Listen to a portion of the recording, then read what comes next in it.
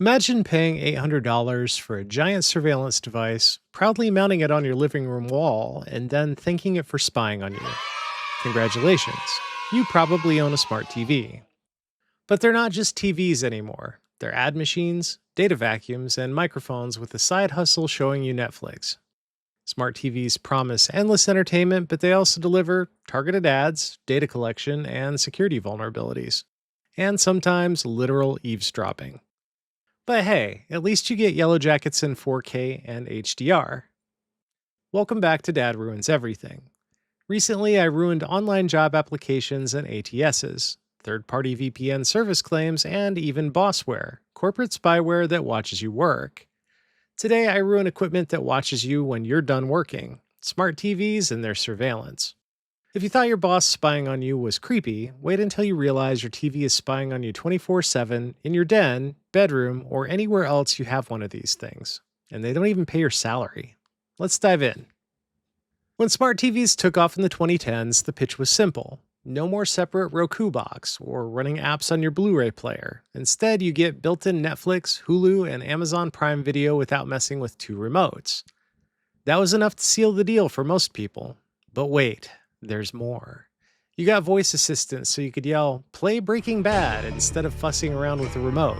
Later, we got personalized recommendations and also free streaming channels.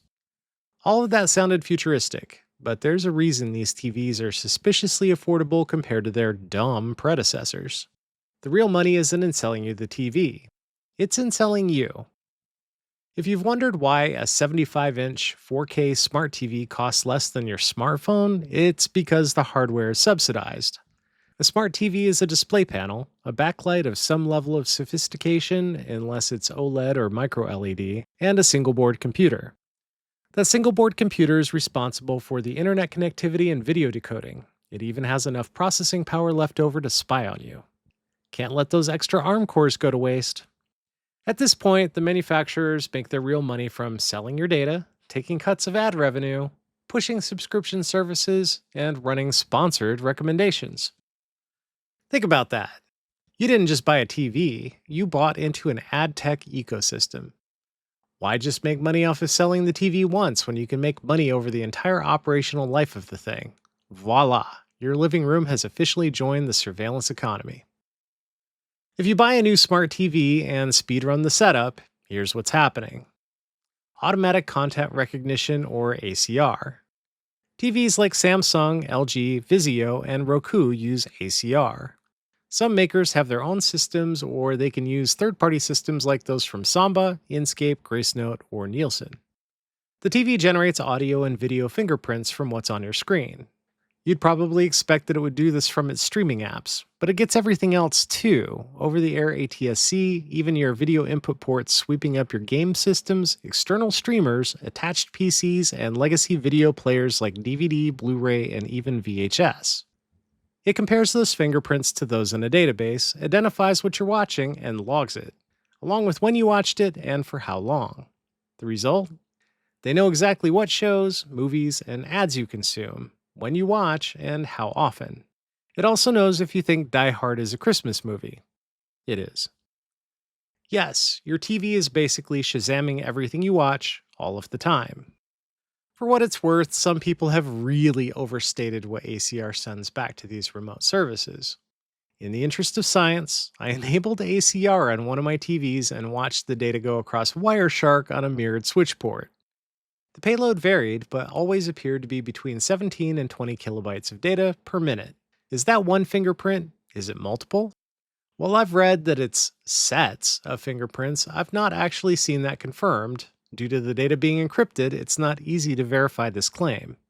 If someone wants to sponsor me reading the data straight off of the SoC, I'm game. Otherwise, I'll just assume a worst case scenario of all 20 kilobytes of that data being budgeted to a single image.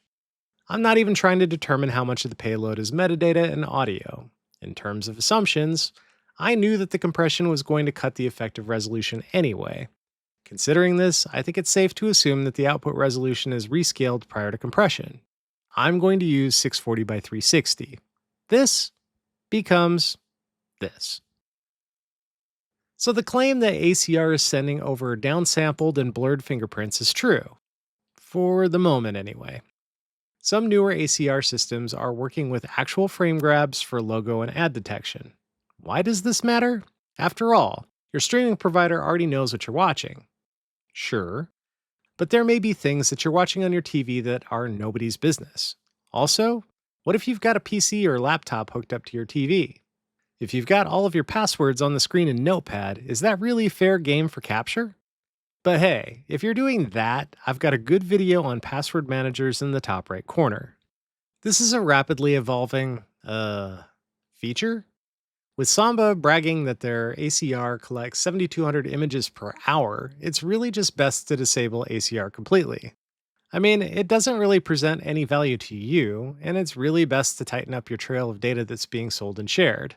Here's how you go about turning off ACR on some common TVs.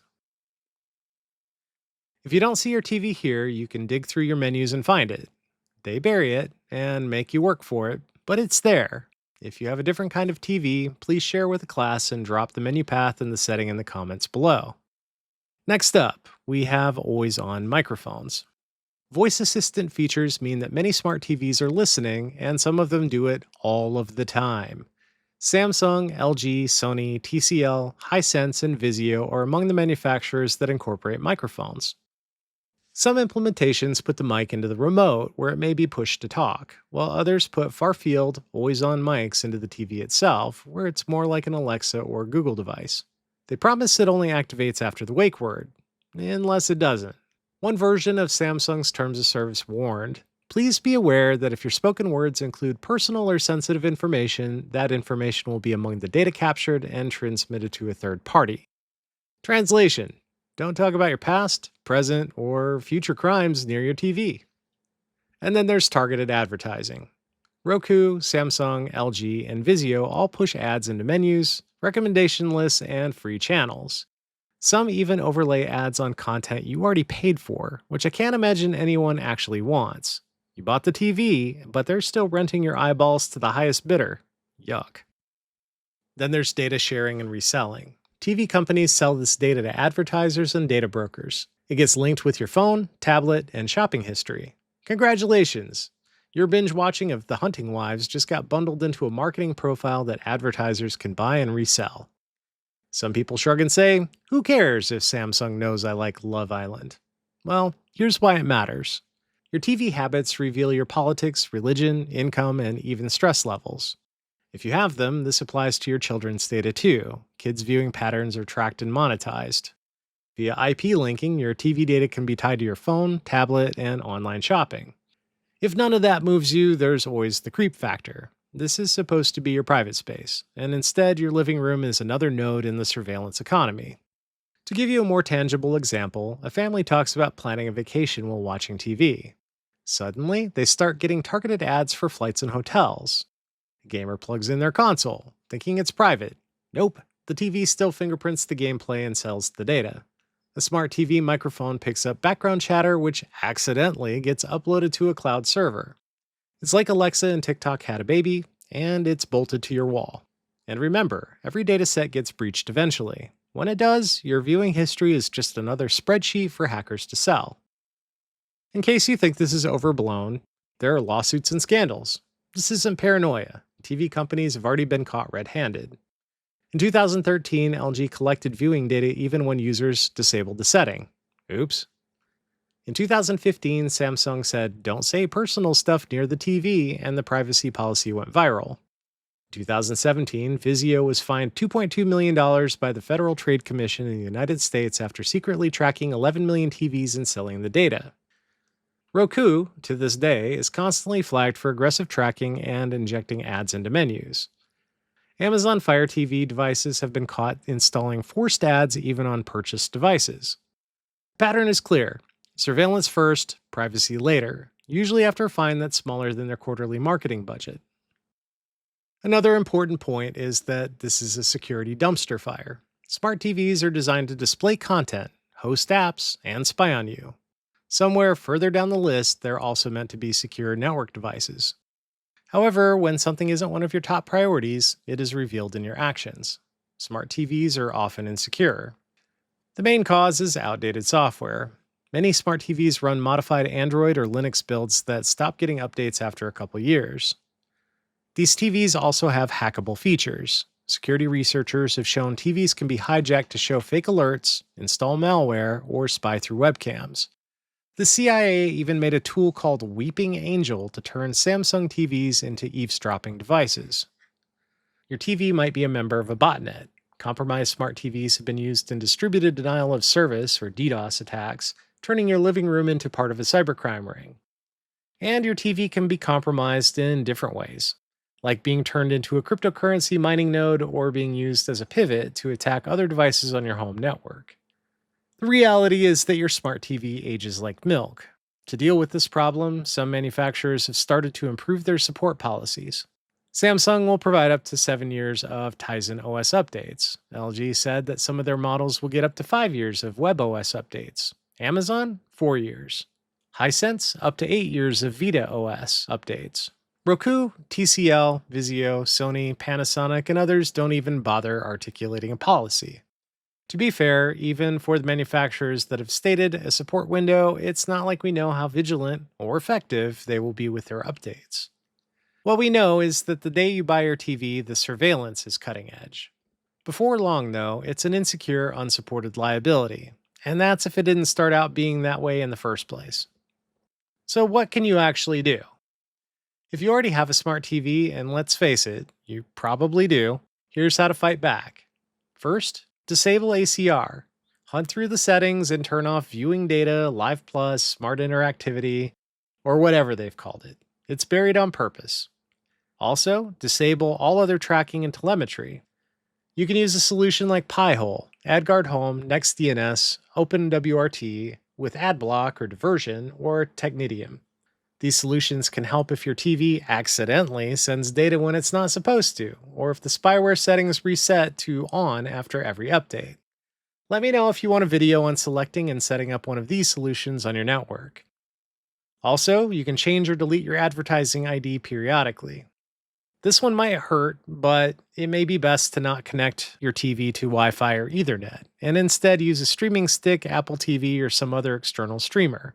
They're easier to update, easier to replace, and a $20 Roku or Chromecast is easier to ditch than a 75-inch wall ornament. Mute the microphone. Turn off voice recognition or block the mic physically if you're paranoid. You can segment your network, putting your TV on a guest or IoT VLAN network with client isolation or PVLAN so it can't snoop or try to compromise other devices. If you are going to use a smart TV, update when possible. If the manufacturer still offers patches, apply them. If not, then that's the time to disable the smart functionality altogether and go with an external streaming device. At that point, you should just treat your TV as a dumb monitor. The bottom line is smart TVs aren't really TVs. They're surveillance platforms with screens attached. They spy on what you watch, they sell your data to advertisers, and they push ads into devices you've already paid for. You stop getting security updates long before you're likely to stop using the TV. So, if a product is suspiciously cheap, or if it keeps showing you ads after you bought it, congratulations, you're the product. So I hope smart TV surveillance is sufficiently ruined for you, or for someone you're about to forward this to while they proudly watch their free channel that's really just one long ad for a car they've coincidentally been checking out on their phone. Weird.